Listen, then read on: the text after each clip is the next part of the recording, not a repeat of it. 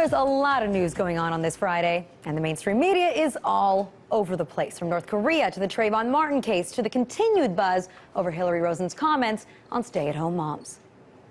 A bond hearing has been set for next week for George Zimmerman. North Korea launches its rocket, but it doesn't get very far, crashing into the sea. He is now in police custody, and he is being charged with second-degree murder. North Korea makes a splash, but not exactly in the way they wanted to. Moms across the country now are taking sides, reacting to the controversial comment by Democratic strategist Hillary Rosen. It is not a laughing matter in Washington. President Obama came out to comment on the political firestorm created by Democratic strategist Hillary Rosen. The National Rifle Association opens its biggest meeting of the year with the Trayvon Martin case as a critical backdrop. North Korea's failed rocket launch, which came in defiance of the international community. The United States is calling it a provocative act that will leave North Korea further isolated. Zimmerman charged with second-degree murder in the death of the teenager. A hero mayor who deserves the key to his own city, which he probably has already. Newark Mayor Cory Booker literally saved the life of a woman who's trapped in her burning home. Feeding the frenzy, the latest major distraction in campaign 2012,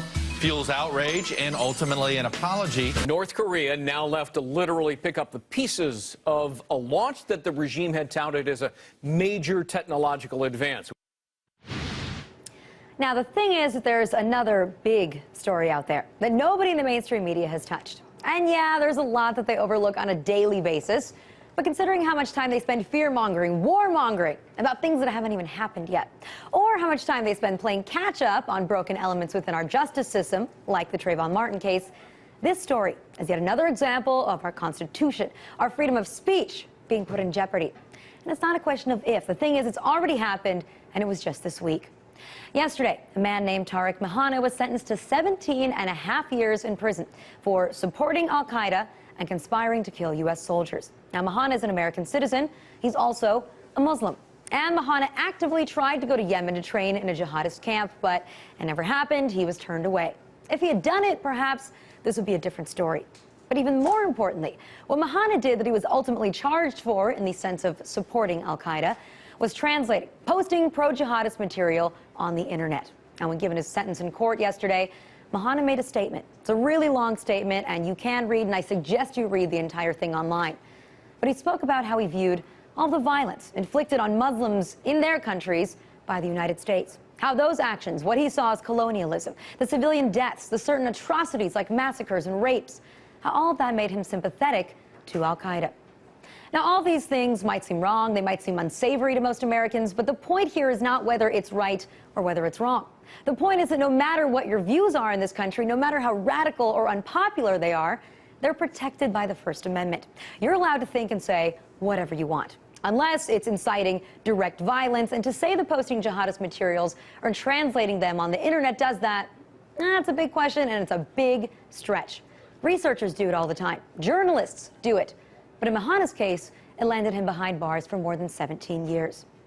Now, much of this is because of the Supreme Court's ruling in Humanitarian Law versus Holder, where they greatly expanded what it means to provide material support to a terrorist organization. They ruled that even protected speech can be a criminal act if they see your intentions as supporting terrorism.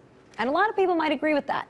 But you really have to think about history, about how certain changes unfold to understand the dangers of rulings and actions like this. And that's something Mehanna mentioned in his statement in the court. In learning about world history, U.S. history, how many times the initial reaction is to oppress first and then take it back later, be it slavery, be it the internment of Japanese Americans. The truth is that terrorism is the boogeyman right now, but these kinds of charges aren't applied equally throughout the United States. It's Muslims who are punished. And yet other speech, no matter how radical, coming from any other racial point of view, another religious point of view, no matter how hateful and unpopular, they're not treated the same way. And even in Mehanna's case, you see the way that the government chooses to apply its hand of justice. He was approached by the FBI, asked to be an informant, and they told him that he could do things the easy way or he could do things the hard way. If he became an informant, he would never see a courtroom or a prison cell. If not, well, now we see his fate. And I know that a lot of people out there will listen to this. They might read about this case and think, well, you know what? He got what he deserved. But it's so easy to point the finger at others and think that this will never happen to me because I'm different.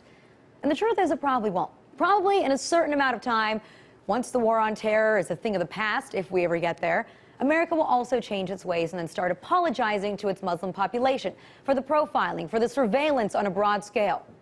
But what if it didn't? If we really believe in the values and the rights that are protected and guaranteed in the Constitution, then every single case should make us worried, because it does concern us all. We already have a government that believes it has the ability to assassinate its own citizens without due process. And despite their claim that Anwar al-Awlaki played an operational role in al-Qaeda, they haven't provided that evidence to us. So all we know is that he was a damn good propagandist on the internet. But propaganda isn't a crime, especially not one that you can be executed for. And we've seen this broadened in the case of Bradley Manning. The most serious charge brought against the Army private is for aiding the enemy. And as the military prosecutors recently clarified, the enemy is al-Qaeda. And the way that they think that he aided them is by putting these materials out there for everyone to see. In that case, almost anything can be interpreted that way. How about the daily news reports of what goes on in our wars abroad? That can be used in the exact same way. It's a dangerous and slippery slope.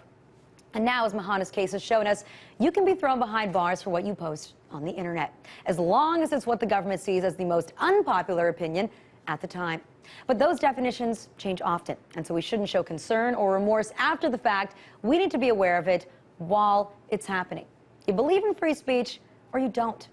But all of this, the mainstream media has chosen to miss.